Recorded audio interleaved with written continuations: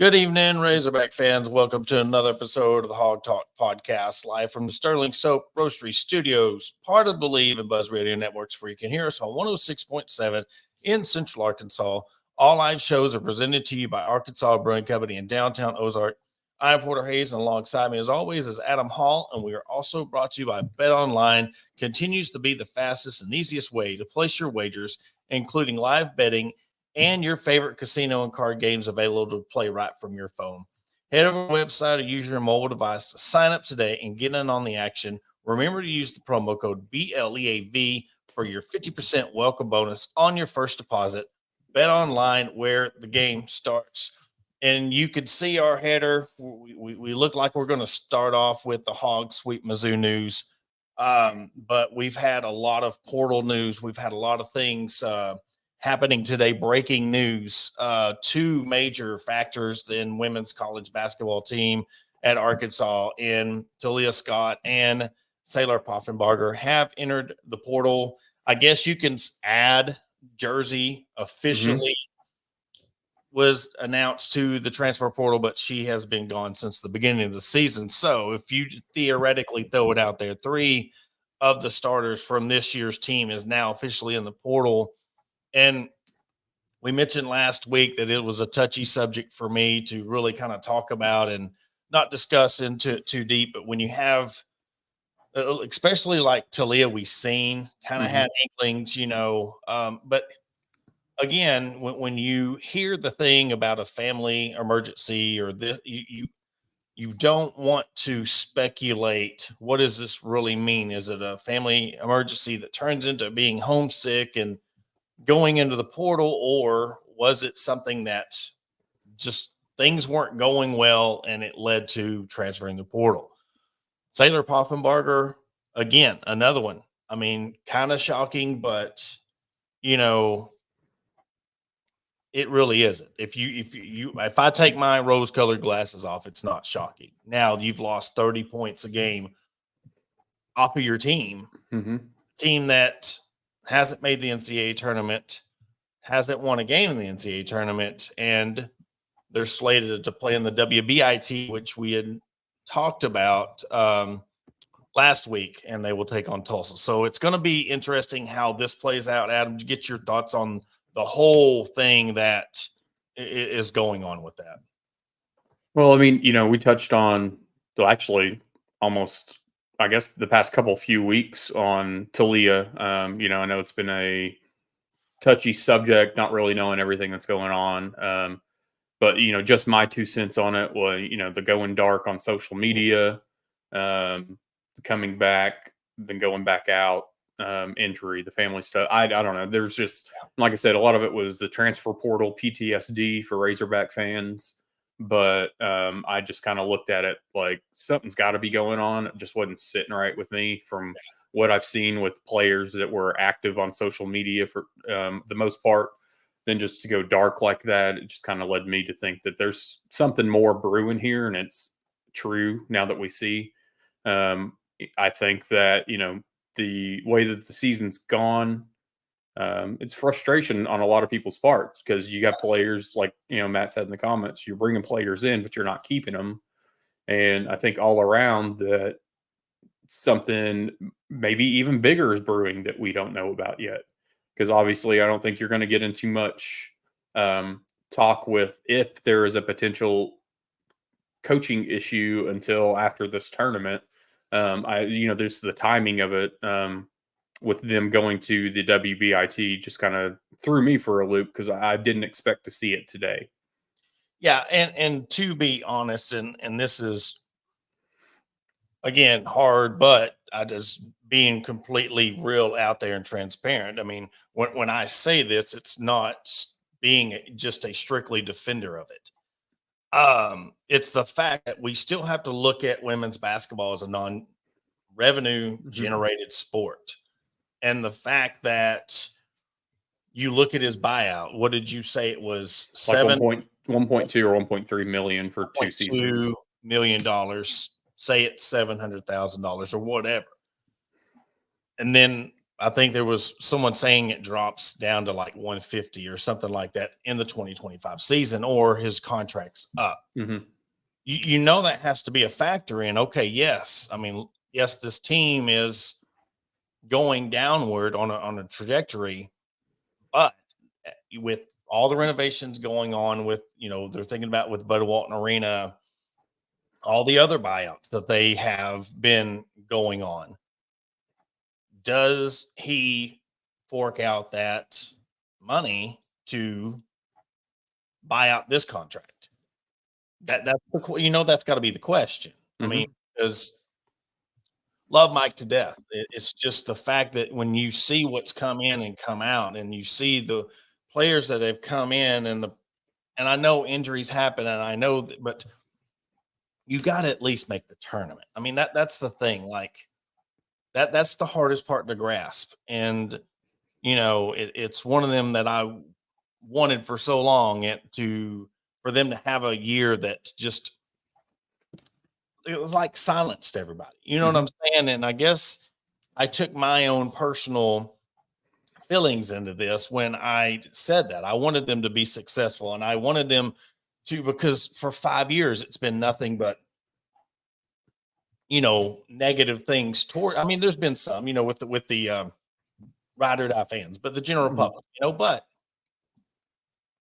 you got to look back and really take a step back and look at it. And even last year, I just go back to that Missouri game last year at the SEC women's tournament, and when they were down 9 points and he was just pacing back and forth. I mean, I just had this eerie feeling if they would have lost that game, it's hard to sit there and say, would he have been gone after that moment? Because Hunter was there, Mm-hmm. and they come back and won that game. And I'm not saying, I don't know. I'm just going off the feeling. Me and Ethan were sitting side by side there at the tournament, and it's just a feeling we got of just the dejection on his face, and his head was hanging down. And so you come into this year and you have Talia come in just balling, and you're like, okay, this is gonna be something. And even with the injuries, and I know Sasha went out, and of course Jersey, and then Talia went down, you still had a squad good enough to make the tournament. And it's hard when you're seeing teams like a Vanderbilt, and Shea Ralph is my hero. I've got a picture of her team when Mm-hmm. she played college ball, one of my favorite teams in UConn history. Seeing teams like that, and Auburn with Joni, she coached here in Arkansas and now is at Auburn. You see the other teams overcoming those obstacles, and it's hard to see it in your own program, because again, I mean, he was the one that got me into this. He was the one that, got me into the women's programs where I was able to start covering them. So I am biased toward it, but you have to, as what we do, be real about it. I can't, because I would be lying, and it wouldn't do anybody any good that if I'm sitting here saying, just give it one more year. I'd be a Dallas Mm-hmm. Cowboys fan. It's one of those that we sit back and we have to take the fan glasses off at some point, and it's frustrating to see. I mean, the girls that have come in and out of the program, that have given their all, and it just doesn't work out, because we all know, I mean, the coaches take this, in my opinion, probably the hardest, well, behind the players. But I look at it like, I think if we keep dragging it out, it's going to be the same thing. And how much further of a hole is this team going to be in, if they keep sitting back and just sit around and wait? And I don't know who, if we had to get into the conversation of replacements, I don't know where you go with it. I think that as Arkansas fans, and as a lot of fan bases, you start immediately looking at Arkansas folks, and I don't think that's necessarily always the answer. And I think that's kind of what got us into some of the predicaments that we've been in, with different programs, not just the women's basketball. So I think that Hunter needs to take a hard look at everything and figure out, are we doing this now or potentially in 2 years? Because I mean, we've got Texas and OU coming in, and you hoped that you had a lot of these these teams, these situations figured out beforehand, and we're still having these conversations a year later almost. The toughest part of it is this is the fact that if you do make the decision, you got to make the decision when Arkansas is still a desirable job. Mm-hmm. I mean, do you wait next year? Who could you get next year? Unless it's a coach and waiting kind of thing. I mean, if this thing keeps on going and you're seeing other programs to the rise, and again with the addition of OU and Texas, which are no slouches when it comes to the women's game at all, who are you going to get to come in? And it's hard because you know you need somebody like a Shea Ralph that has went into Vanderbilt and turned that program. That's the beauty of the transfer portal. You have the ability not just to be over Vanderbilt or over Auburn, over Georgia. You can turn a program around in 2 years. You could turn a program around a year. It does. I mean, you get 2 or 3 kids to come in to believe in your system that have averaged 15, 20 points a game. That's a game changer, especially in the SEC, and we've seen it done. I mean, look what LSU's been able to do in the transfer portal with Reese and Van Lith. You know, they've excelled their program into a national championship team last year. Mm-hmm. You know, South Carolina's been able to be UConn and just kind of recruit and get their own players. You know, they're like the Alabama of women's college basketball now. But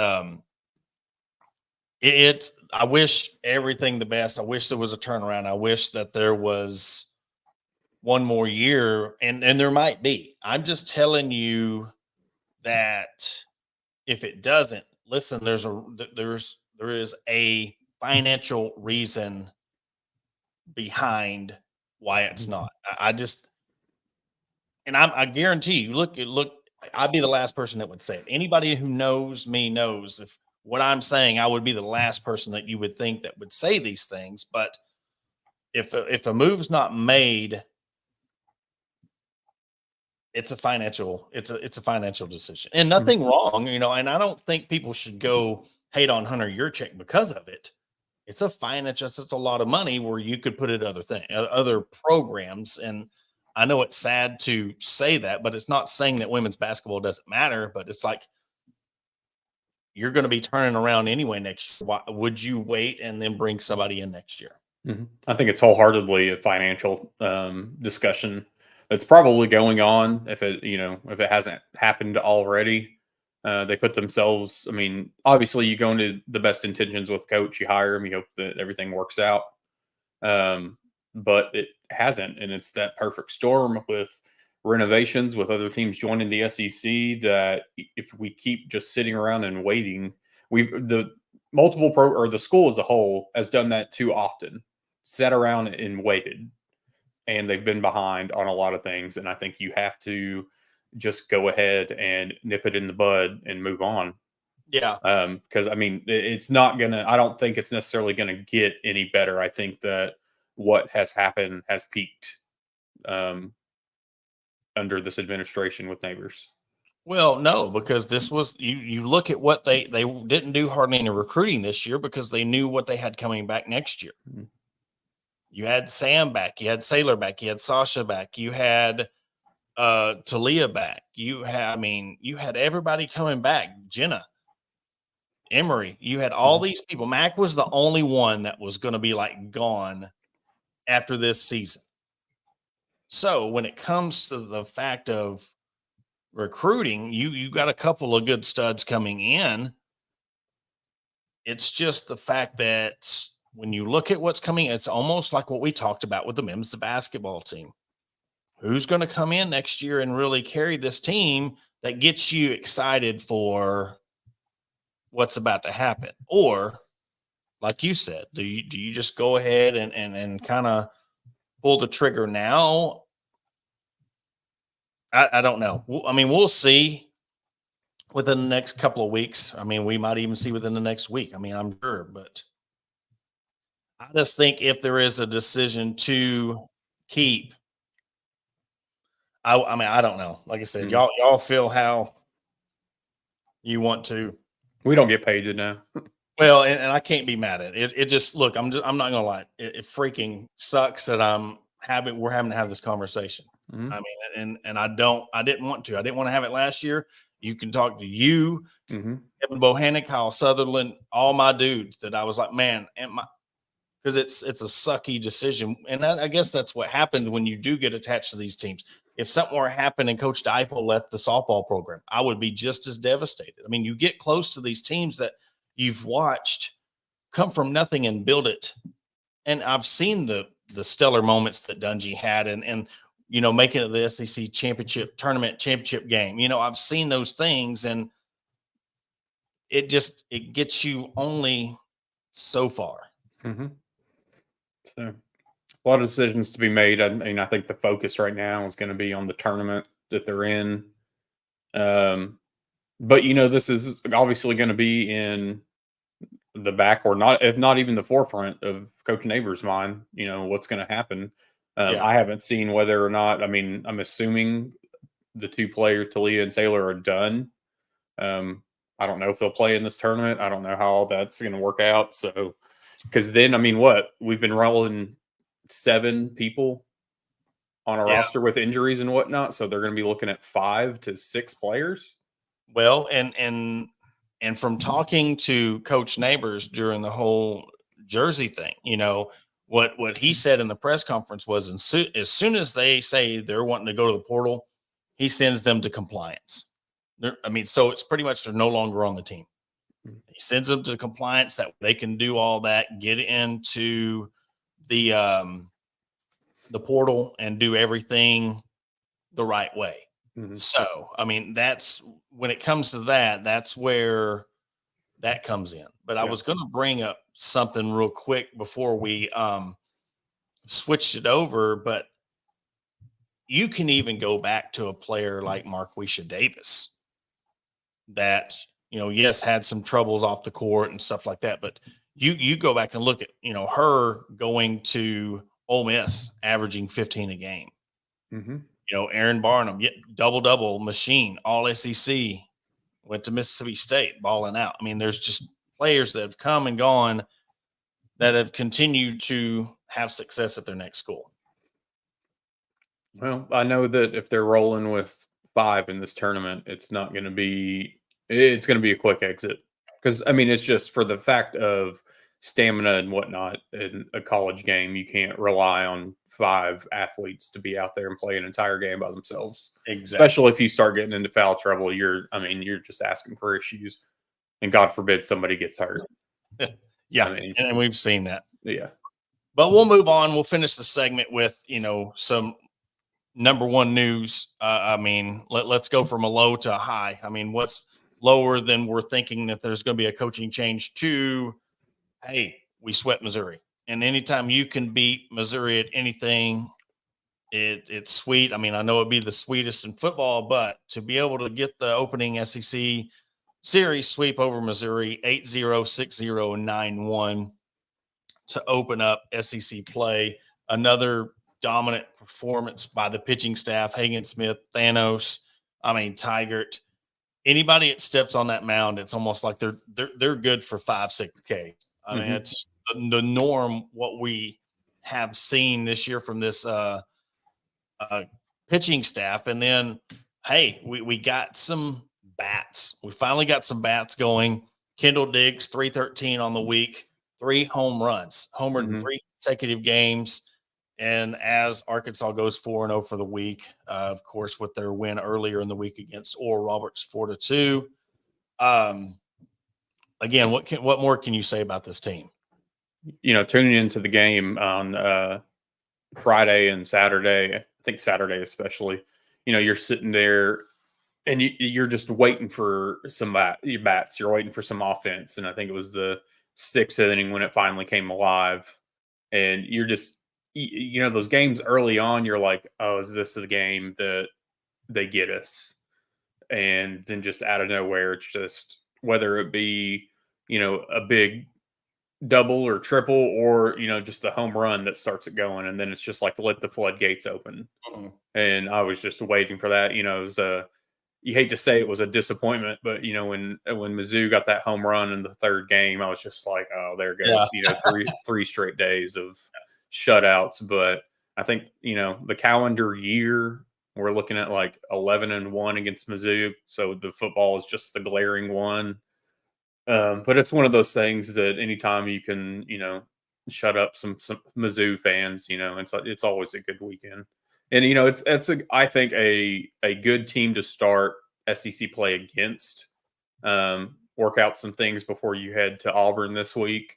So, and then I think Auburn went 1-2 in their series this week. So, or last weekend. I've been kind of not skeptical, but when I see the starting pitcher go out for Arkansas, whoever it is, I start to get a little bit leery.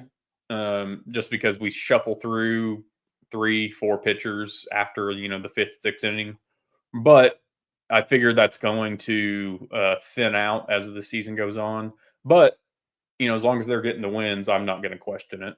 Well, yeah, and that's the thing. Cabo, he was talking about before the season started. We're going to see a deep pitching rotation, and being able. This is kind of you think about the weakness that they've had at just the depth in the pitching rotation. This could really help if you got 6, 7 guys you're pitching around, and they're all having decent success or having big success.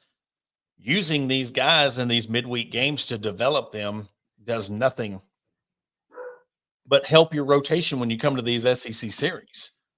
And to add a couple of notes to this series this is the 7th consecutive SEC opening weekend series win for Arkansas. They have not lost an SEC opening weekend series at Baum Walker since 2013. I mean, I know it kind of rotates, some years you don't play, but still a very, very impressive stat when you're talking about SEC. This ain't home openers. This is SEC home openers. So just shows you the dominance of this program, but to have the pitching depth, and now if they can get their bats going and become that team. I mean, I know it's early in the SEC play, but man, what a time to be alive. Oh yeah. And I think it was a Friday night. I think there was a lot of fans that got some PTSD on drop fly ball. I don't think that's ever going to go away, but didn't come back to bite us. So that's always a good thing. But the bats will, I can't, it's weird to say they'll get there because they've, been there. It's just, they go a little stagnant for a little bit and then it explodes. I think it'll even out as the season goes on. But, so far I'm happy with where they're at. I think that they're, out of the games that I've watched, and I've watched a few of the top teams around here and there. I feel like Arkansas is the most complete team that I've watched so far. That you're fielding, you're pitching, and you're batting. It's all there for the most part. Whereas other teams, they do have some glaring holes. Well, and it's SEC, man. You're going to drop a game. You're going to drop a series. It's bound to happen. You might win every series. It's happened, but it's just, things are you're going to drop one of these midweek games. It's just going to happen. That's the way it is. But you're sitting 17-2 on the year, and you've got 6 guys batting over 300.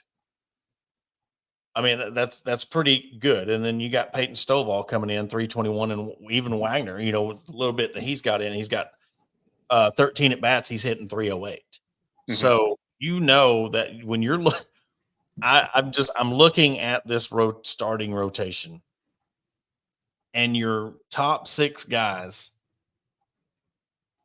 none of them have below a 2.75 ERA.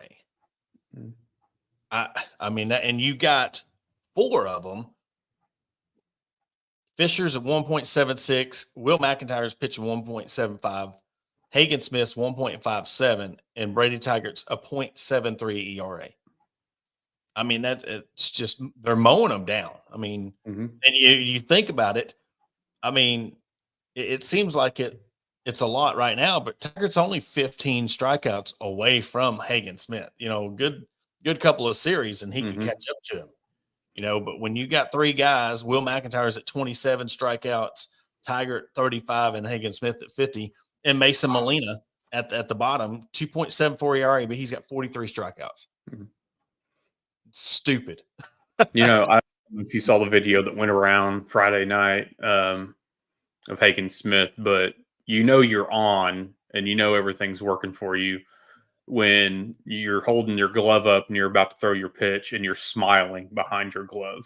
Like, you just know that in this moment, like, they can't touch you. That everything you're throwing is just, complete gas. And it's good to see. The confidence is good to see. You can, confidence, cockiness, swagger. I love it. Absolutely love it.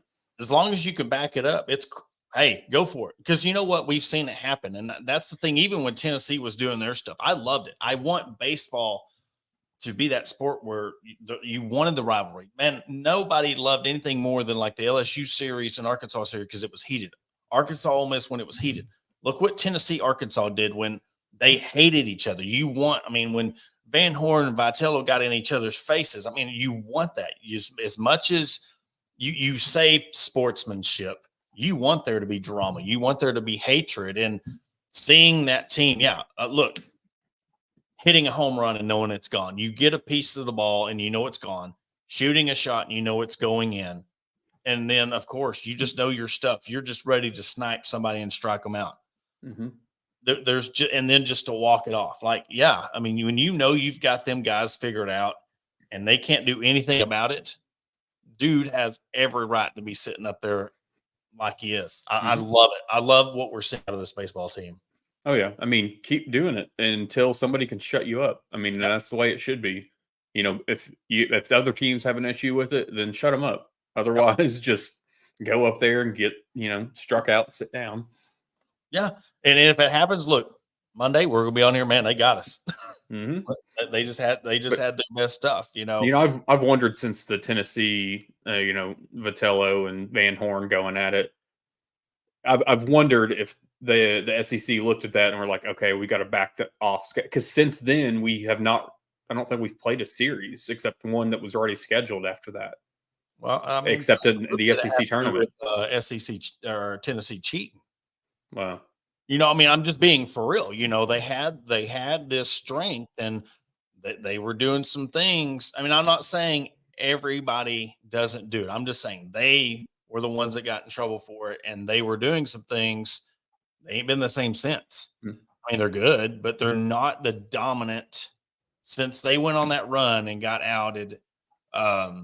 They were number one, and then they got outed, in regionals or super regionals? Didn't they? Was it super regionals they got beat? They're like the number one team in the country, and they got beaten. I think so. Yeah. Ever since that, they've not just been that dominant force. And another tough test, you go at Auburn on Thursday, Friday, and Saturday. So coming up for the Hogs, hey, we finally get a game on the SEC network. No plus. Hold the plus. Yeah. Thursday. It's big news for everybody that, no stream. Well, messages and text messages and people that, hey, how can I watch the game if I don't have, SEC plus? And it's just like, at this day, I'm sorry, until you get a provider that you can get it, you're kind of SOL there. But now everybody will be able to watch it. Well, and again, hopefully next year that will change when they have that all-in-one streaming app, and you'll be able to just watch all of the SEC channels, ESPN stuff. I guarantee, look, as much as we want to talk about football and stuff, you're gonna thank football because they're getting you these streaming deals. They're getting you all of these games because, look, they don't just want to pay millions and millions of dollars for just football. They're going to be able to have these ESPN Plus games and these streaming games for basketball, baseball, anything now because of that money that's being dished out to every school. Mm-hmm. But we're going to take a quick commercial break. Stick with us. We'll be right back. After the break, we're going to talk about Coach Deifel, GOAT status, 300th win, some spring football talk, and then we'll wrap it up with the gymnastics home finale record-breaking score. Attention DIYers and home improvement enthusiasts. Are you searching for the right tools and supplies to tackle your next project? Look no further than Mentor's Hardware Store. With locations in Ozark, Alma, and Clarksville, our vast selection of hardware and building materials is sure to have everything you need, whether you're fixing a leaky faucet or building a new deck. Plus, our knowledgeable staff is always on hand to offer expert advice and guidance. And with our competitive prices and convenient online ordering, Metters Hardware Store is your one-stop shop for all your DIY needs. Visit us today and let's build something amazing together. Are you in need of legal representation? Look no further than the law offices of Robertson, Beasley, Shipley, and Robinson. As the oldest law firm in the River Valley, we have been serving our clients for over 100 years, with locations in Ozark, Fort Smith, and Spring.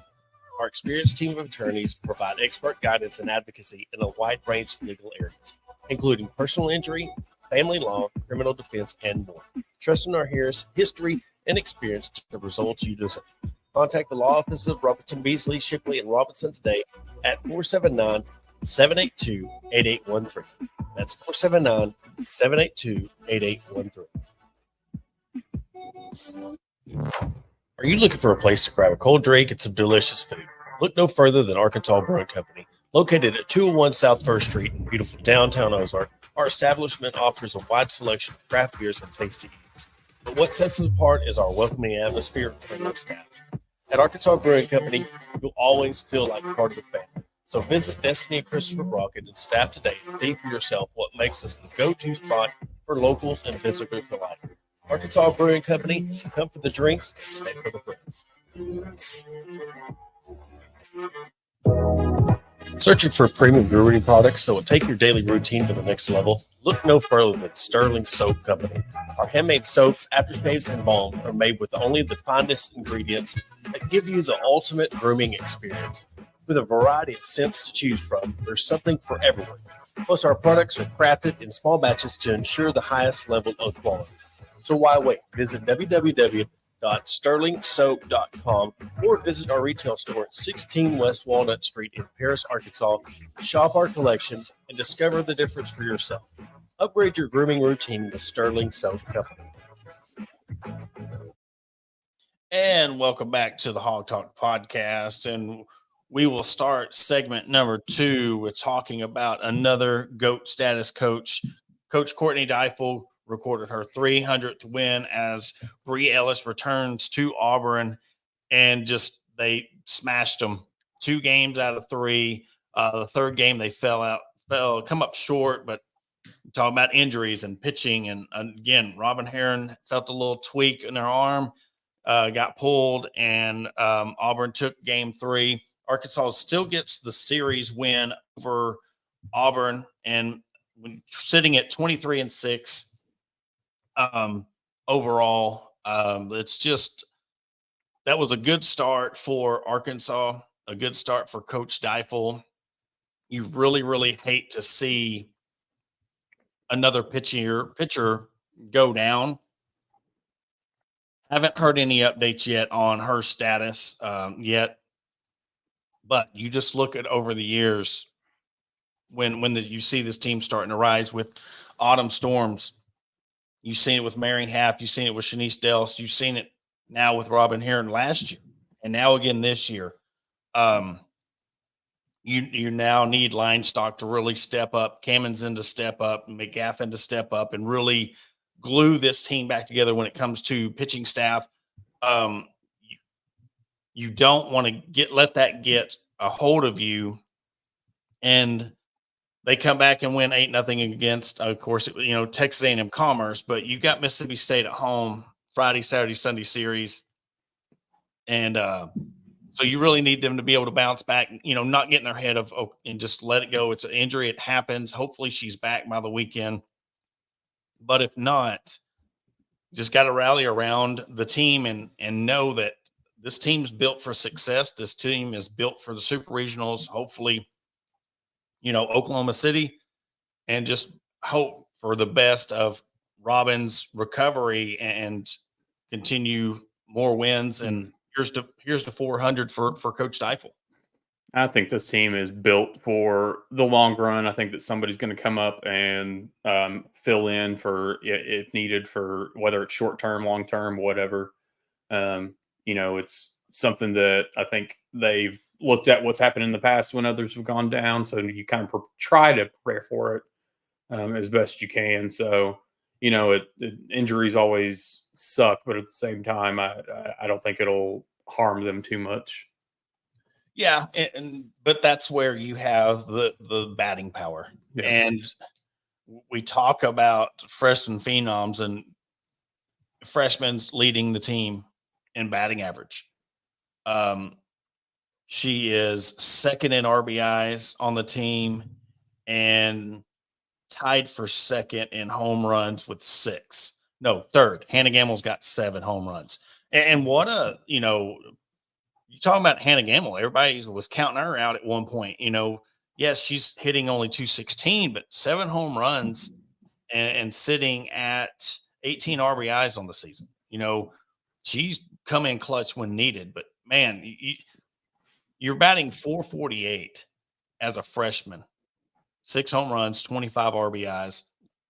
How can you not be the leading candidate? I know, and this is where it gets quirky. When you go to these SEC awards, it only goes off SEC play. So keep that in mind. It's almost like starting this weekend, the stats stop and start again. So we run into this issue. It was crazy a couple years ago when we could have had 3 of them be SEC Player of the Year. You had it was Gibson, KB Sides, and Lenny Malkin. All of them were in vying position for that top. And what it was is KB Sides ended up coming out ahead. It had to do with the SEC stats and it was a tough. You could have went either way. We were trying to debate on who would have been, but just got to keep this game going, and hopefully the bats stay hot, because that's the one thing that's really kind of play team as well. Is you go through these 2, 3, 4 inning lulls, or you just go cold a couple of games. Same thing with the baseball. You can't go dropping series, especially when you got a series coming up at home against Mississippi State. You've got to keep your foot on the pedal and win these series. Yeah, I haven't had a chance to watch Mississippi State at all. I see that they're 21-6, something around that, 21st in the country. So I think it'll be a bit of a bigger test than the men will have in baseball. But at the same time, when you get into SEC play, it's tough. So I'm excited for it. Hopefully, with the guys being away at Auburn this weekend, that they'll have everybody show up to the softball field to show out, if you will. Yeah. And look, man, I'm just being dead honest. When I knew this program was on a different level is when LSU was in town and they still sold out for softball and Hunter Yurchek was in the stands. That's when I knew that things are changing.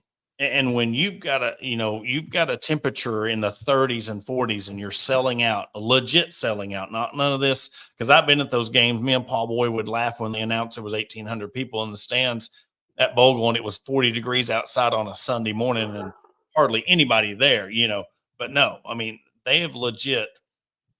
It was this year, breaking home records already. So the weather's getting warmer, the days are getting longer, and more people are going to file into Bogle Park. And I will say this, if you're happening to be one of the lucky ones that get to park in 56D up there at U of A, I would build a canopy over your car because they're launching out there. Yeah, I expect, you got 2:00 game Saturday and a noon game on Sunday, but that Friday night game, 6:00. I would expect folks to leave work and head there. Yeah, and it's always one of those that you see when it's right at pitch. You're like, oh my gosh, there's not anybody here, and then you wait 5 all of a sudden, minutes. yeah. But you got to realize when you go to these games, where the line fills up, there's 2 separate lines. One to get in the berm, and then there's a line that starts going into the softball, and it goes all the way to the gardens and all the way into lot 56. So there's they open the gates an hour early, but there's still people filing in to get in and watch Coach Deifel and the squad. And yes, again, if you can make it out to Bogle Park this weekend, do ticket prices $10. You go out in the berm. They're always bringing out food trucks and the snow cone trucks, and I don't know exactly what the weather's going to be like this weekend, but you're definitely in for a show every time you go catch out the team in Bogle Park. Moving on to spring football, Adam, I don't know how much you've been able to kind of pay attention to spring ball. I kind of, there's going to be a lot of hype. There's going to be a lot of things going on when it comes to spring ball, but spring ball is what it is. It's like summer ball. It's practice, it's hype. It's trying to get everybody bought into the new season. And to be honest, it's like I'm with this all the sports when it comes to it. I want to see change in production. I want to see it on the field in production. So I don't get too hyped up about the spring, but we don't get that much coverage when us here, we don't get to look inside and see what's going on inside. But, you're always going to see the ones from the inside that what they do, what they get to cover, that there's good things showing from Taylor Green. But to me, I want to see that offensive line. I want to see what they're able to do on the line, if they're able to run the ball, if they're able to give him space where he can throw it, if he can get out of the pocket, because that's what the biggest thing is. If they're not able to block anybody next year, it doesn't matter what you're doing in spring and summer camp. If he's not able to get out of the pocket, you're going to see more of the same thing that you got last year. So what I've seen so far, early on, I saw a lot of photos and video of Coach Pittman with the offensive line, a lot more than I think we've seen in the past in any of the practices that they've put out. So, that was to me a positive to see. Maybe he's backing off some of the other things and, he's going to the problem child, if you will, of positions on the team. So, that's been a positive. I think that, I know they said there's QB competition that they'll be naming a starter, I think fairly soon, just so that get that out of the way. So there's not speculation, there's not question. I think just with everything that's happened, portal players, etc., I think it's going to be Taylor Green. He's been the one taking the snaps with the ones. One thing that I've seen with this so far, we've actually been tackling, which we didn't see last season in spring practice. So the fact that they're actually out there tackling this early, to me, is a good thing. You got to stop worrying about potential injuries and this and that, and just actually go out there and hit somebody. You got to wrap up. With this shoulder stuff and trying to lay somebody. I mean, you got to wrap up. That's where a lot of it is. Everybody wants to either strip it or just shoulder check them. You can't do that when you're 6'2", 180, and you got a guy 6'2", 240 coming at you, or a guy 6'6", 210 just stacked coming over, 6'4", 240 dude coming over the middle, and you just run you over. You can't. Yeah, you might lower your shoulder, but guess what? That's going to get you hurt. That's going to get you injured, and then you're sitting on the sidelines. But to your point about the whole quarterback controversy, look, Bobby P's got an open playbook this time. He's got full reins. I think it's very important you know who your starter is right now, because that way it gives you more time for him to learn the offense, more time with the ones. Because, look, this is not going to be a simplified offense. We heard how simplified the offense was for KJ, and it's not going to be this way.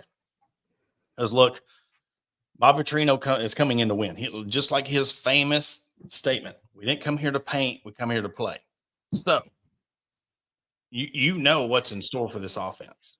And you give Taylor or whoever's ready. And look, Bobby Petrino, he's a grandpa now. He's kind of calm, but I'm telling you, when he gets in the coaching room or he gets on that practice field, I guarantee he's still the same person. And if you're not ready for the occasion, he's going to the next person. So that being said, whoever he feels comfortable with to get the green light right now, that's who he's going to go with.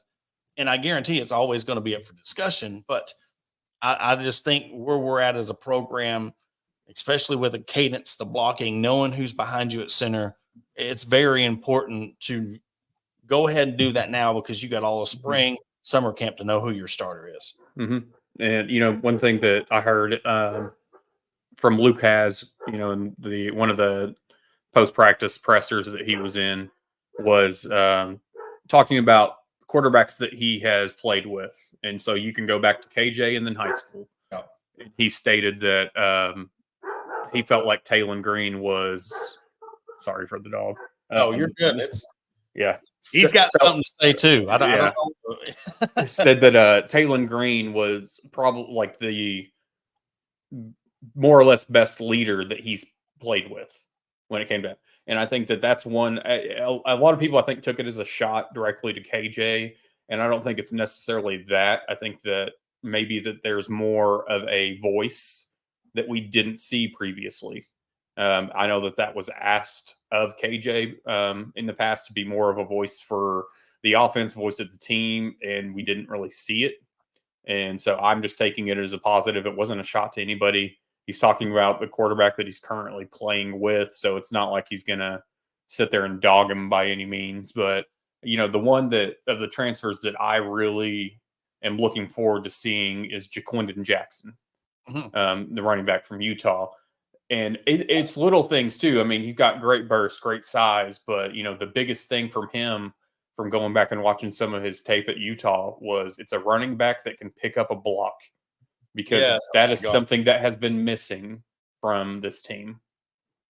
And also being able to catch the ball out of the backfield and make something of it. I mean, you're talking about the blocking schemes and holding blocks. You have a guy that if he isn't blocking, he's able to get out in the flat and make something happen, bubble screen or shot to the flat, or get behind the line in between the line and the linebackers and get 3-4 yards, get, bailout plays. But also, when you've got a mobile quarterback and you've got guys in pursuit of the quarterback, having that, you got your guys downfield, but having that tight end kind of hang back right there in the zone, I mean, that's going to give you first downs. That's going to give you, and you got two guys, coming back at tight end that can make some big plays when they have the ball. And that's going to be a huge factor, especially in this Bobby Petrino offense of, yes, he's going to have his guys that go downfield, but having these two tight ends that can really set the tone, block, then you got a running back who can block. Hopefully that transitions into a totally different team when they get the field, come out this summer. And, I know the spring game is coming up, I think, on April 13th. So we know how those spring games go. It's a glorified practice, scripted, choreographed, whatever, to an extent. I'm excited to see him out. I mean, I'm still not going to be – I know this season is hype season, or this off season is. We see it every year, the videos, the push, whatever. And so I'm just trying to not like overanalyze things, overhype things, just because we've seen it before and we've seen how things have turned out. So I'm just taking it for what it is, what I see in the practice videos that are put out, and just rolling with it, until they step on the field, whenever the first game is, early September, late August, whatever that date is. There's a long time between now and then. So, it's one of those, there's going to be things that happen between now and then that we maybe didn't see coming. And that's not a precursor to anything. That's just the way it goes sometimes. But I think that it's going to be a good thing to have another former head coach in Bobby Petrino on the sideline, or with Pittman, to kind of help work through some decisions.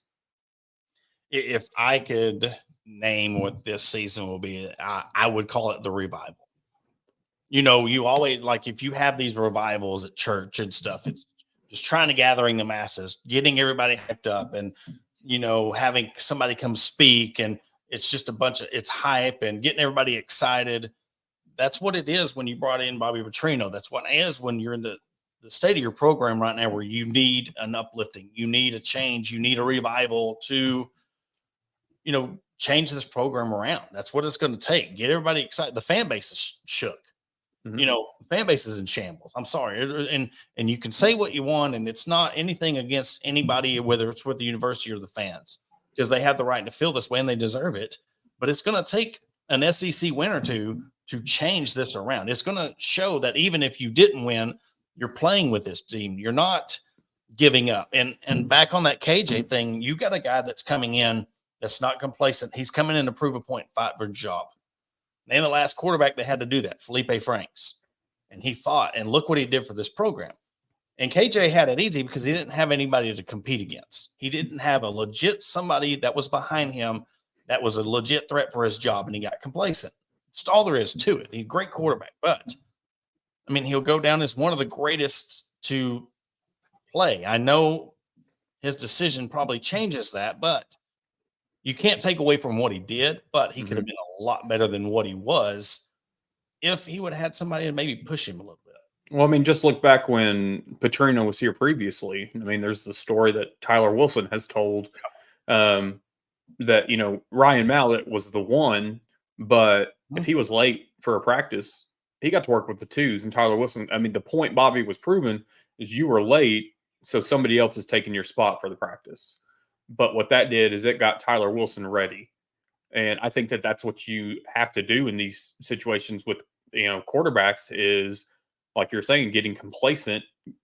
You just kind of, it's your job. So maybe you're not working as hard.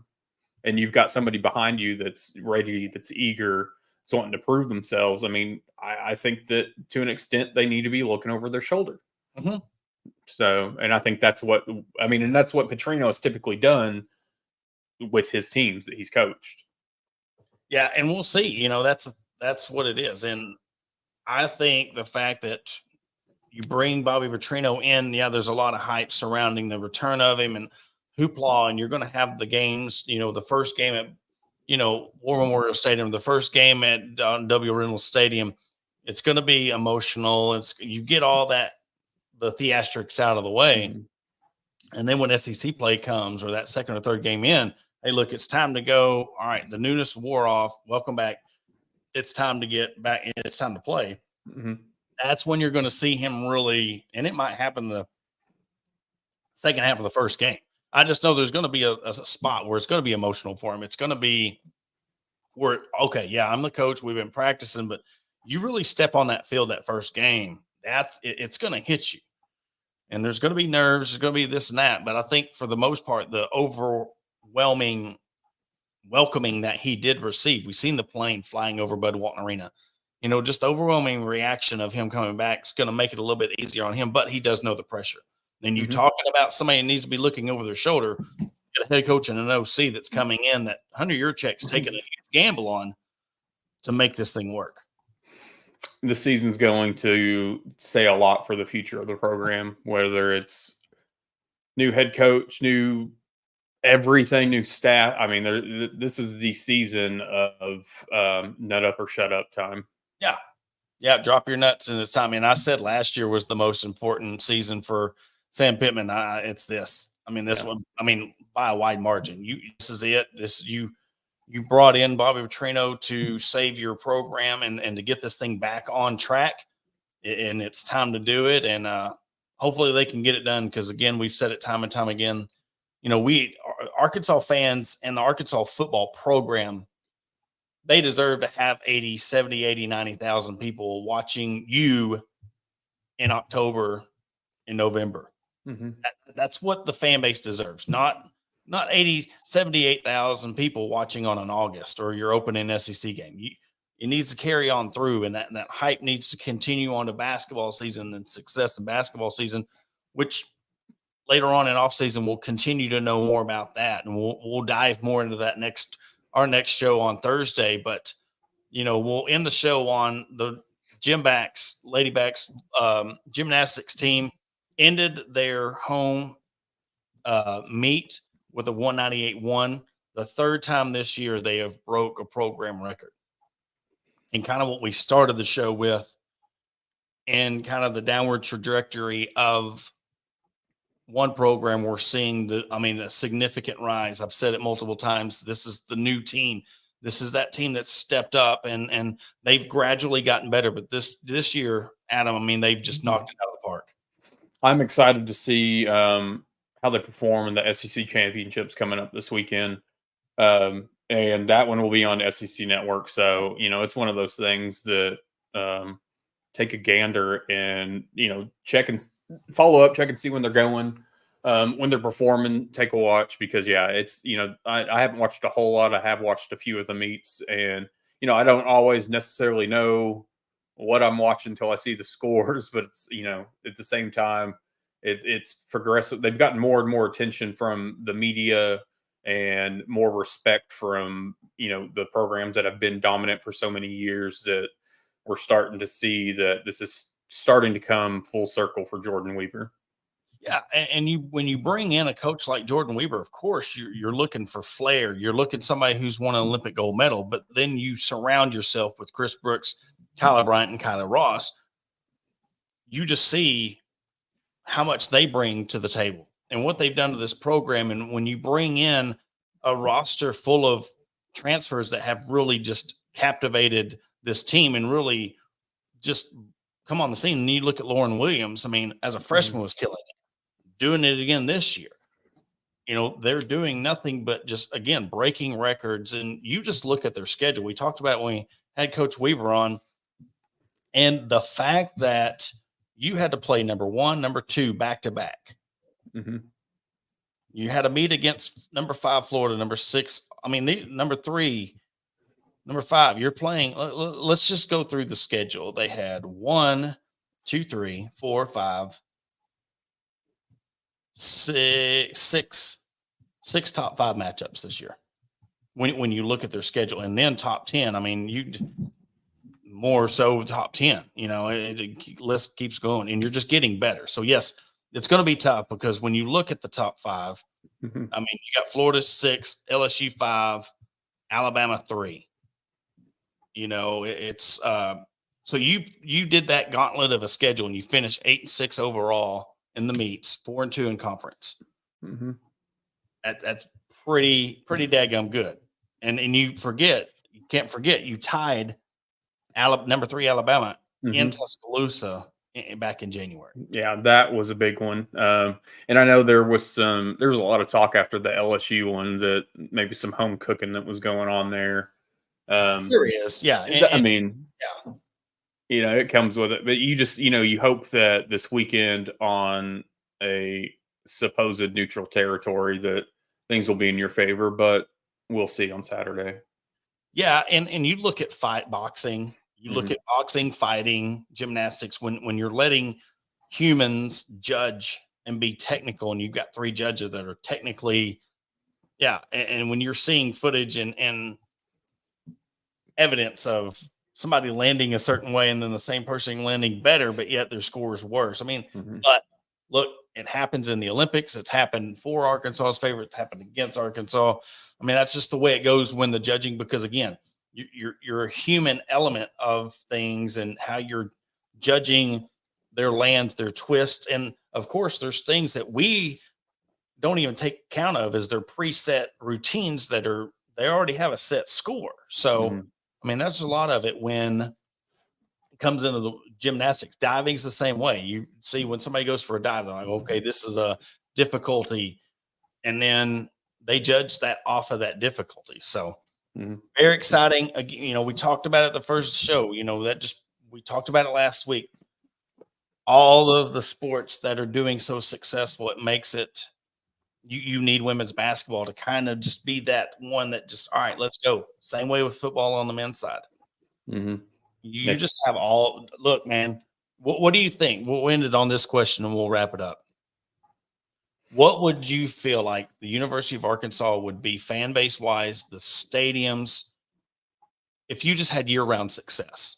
Like just 1 year of just year-round success in all the sports, leading from football all the way to softball. How crazy would you think it would be in Fayetteville?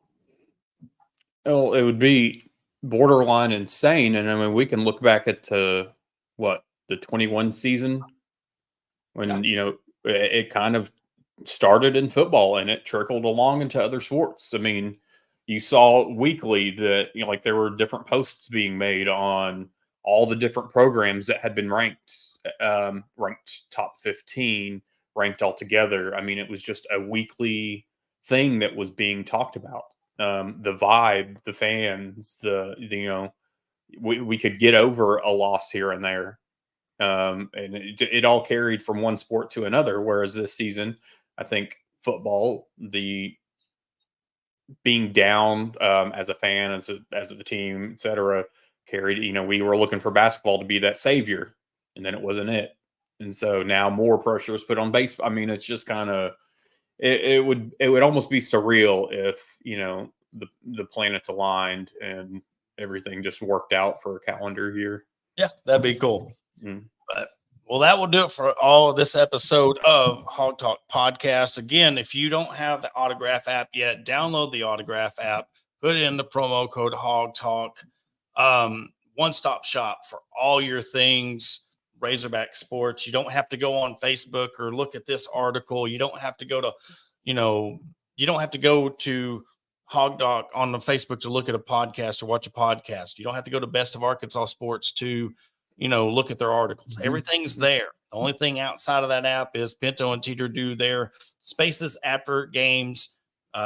Stay tuned for their lineup and what they do. But everybody that's involved with the Autograph app, it's going to be a big thing when it comes to especially fan bases like Arkansas. Mm-hmm. Download the app. You've got everything at your hands. You can sit there and listen to podcasts while you're reading articles. It's going to be a big thing when it really wants to start catching fire. And when they start dropping ticket prices to these games and you're able to go to an Alabama football game for $16 or, they have these specials for basketball, football, and baseball games. It's really going to be awesome once the fans really get to participate and take full advantage of this app. So again, go to your phone right now, Apple, download the Autograph app, put in the promo code Hog Talk, download, enjoy. And Adam, got anything else, man?